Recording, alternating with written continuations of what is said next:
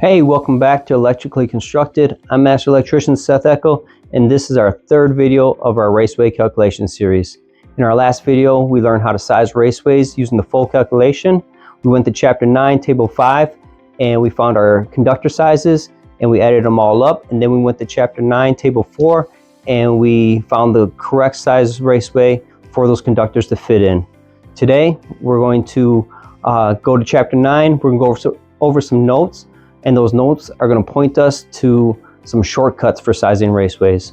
But there's a lot of rules that apply before we can use these shortcuts. So let's get out our 2026 code book and let's get going. All right, so before we get started with today's lesson, I want to go back. I left you guys with a challenge question at the end of the second video.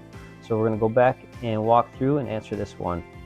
So the challenge question was, what was the small size Schedule 40 PVC that we can use to run 9 12-gauge THHN and 8 14-gauge THHN conductors through the same raceway?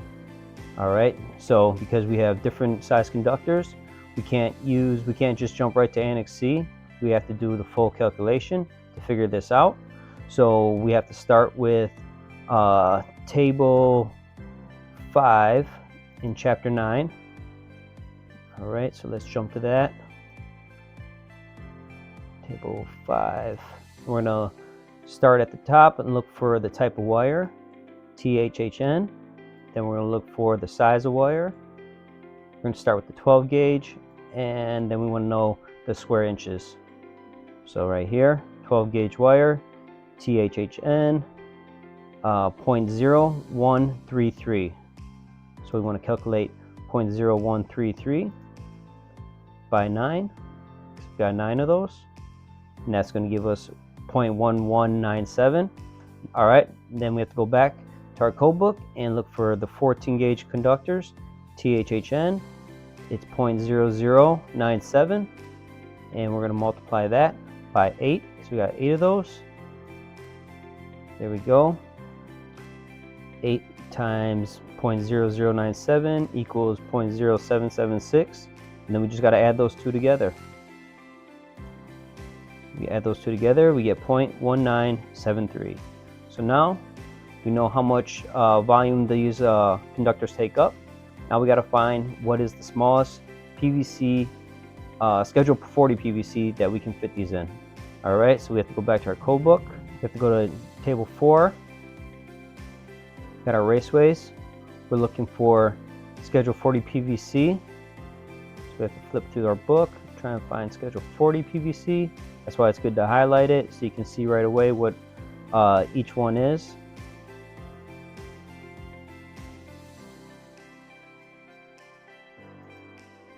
All right, there I go. Schedule 40 PVC. Go to my trade size. We need to know that it's over 2 wires, 40% fill, square inches, and we were looking for 0.1973. So ½ inch is going to be too small.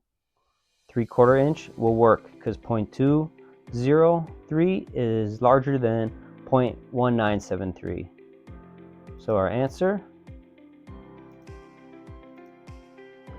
3/4 inch Schedule 40 PVC can carry these conductors. All right, now that we understand how to calculate our raceway fill the long way, let's go back to our code book.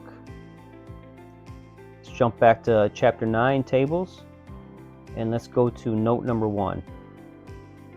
Note number 1 is C, informative Annex C. All right, so this is important. So Annex C is pretty much a shortcut for raceway calculations, but it has some rules we have to follow. Let's read this real quick. For maximum number of conductors and fixture wires, all of the same size, total cross-sectional area including insulation, it's permitted in the same trade size of the conduit or tubing. All right, so what that is telling us is that if our wires are all the same size and same insulation type, we can go to Annex C and we don't have to do the calculation the long way. Annex C is going to tell us exactly how many wires will fit in that trade size raceway. All right, so why don't we go ahead and jump over to Annex C right away. All right, so once we're in Annex C, you're going to see that we have all of our different conduit types here: EMT, ENT, FMC, all of them, all the way down to some cable tray. All right, so let's go through the tables and start looking at what they tell us. Actually, let's look at this real quick. So you'll see C.1, C.1a with the asterisk after it. That tells us right here at the bottom where this table is used in conjunction with table C.1 through C.13. The conductors installed must be of the compact type. So we'll jump into a table and we'll take a look at that. This is my first time using a digital copy of the code, but if you have a paper copy, all the paper copies I've had in the past, they usually tell you the page number on the side here as well, so that's pretty convenient. I can hyperlink mine to jump to the start of the EMT section or whatever section I want, but yeah, hopefully you have the page numbers you can just jump to. One of the things I do like to do right away is highlight the Raceway type at the top of the page, and then as I go through it, so EMT you see right here, as I go through it I have to write it on the next page because they don't continue telling you what type of the Raceway it is. It does say continued, but what if you jump right to the middle of this and you don't know what Raceway you're looking at? So it's nice to have that up there. EMT, and then I get to my last page of EMT and it states it again, EMT, but that's because it's changing to compact conductors. All right, so I highlight that and underline that because I don't want to make the mistake thinking I'm in EMT regular conductors and sizing my Raceway when it's actually compact conductors. So important to highlight that, underline it, make it stand out so that you see it, so you don't make a mistake. All right, and then go to ENT, same thing happens. I start writing it back at the top of the page so that I know that I'm looking at ENT. And I do that for all my different Raceways. Let's go back to EMT. All right, so let's look at some of the columns that we're looking at on this chart or on this table. So we got our type of wire, you see here, RHH, RHW. So all of these have the same size insulation, so same diameter, so they're all under the same category of type. Same here for those two. I don't highlight all my conductors, I only highlight them as I need them. So if I'm using my code book to try and get an answer for something real quick, I just highlight it as I need it. There's just too much here for me to highlight every single one of them, but if you want to and it's helpful for you, go ahead and use it. But that's just not what I do. Okay, what else we have here? Conductor size, so all your conductor sizes, trade size then. So we got 3/8, 1/2 inch, all the way up to 6-inch trade size. And then what this is telling us is if we have all THHN, and say we have all 14 gauge THHN inside that Raceway, it tells you how many can fit in that Raceway. So if I had all 14 THHN conductors in one Raceway, if I had a 1/2 inch Raceway, I could put 12 of them in there. If I had 3/4, I could put 22 in there. If I had 1 inch, I could put 35 in there. If I had 6 inch, I could put 1,290 in there. All right, that's a little ridiculous. We're not going to do that. So you might be asking the question right now, like, all right, if I can fit 35, or if I can fit 26 12 gauge conductors inside of a 1 inch Raceway, why aren't we doing that? Well, there's ampacity adjustments that you have to make. So we're going to get into that in the next series, but just know that you can't just blindly go off this table and start jamming 26 conductors into a 1 inch Raceway. It's not going to work. But we're going to get more into that in the next series. This series we're just going to Raceway fill. And this NEC table is pretty much a cheat code for getting your Raceway fill without having to do any calculations. So nice and handy, nice and useful. All right, let's ask a couple quick questions here while we're here. If I have THWN-2 and I'm using a 1.5 inch Raceway, how many number 4 gauge conductors can I fit inside an 1.5 inch Raceway of EMT? All right, let's take a look. Number 4, 1.5 inch, you can fit 10 of them in there. See, nice and easy. A lot easier than trying to calculate it out. But it only works if it's the same type of insulation and the same size wire.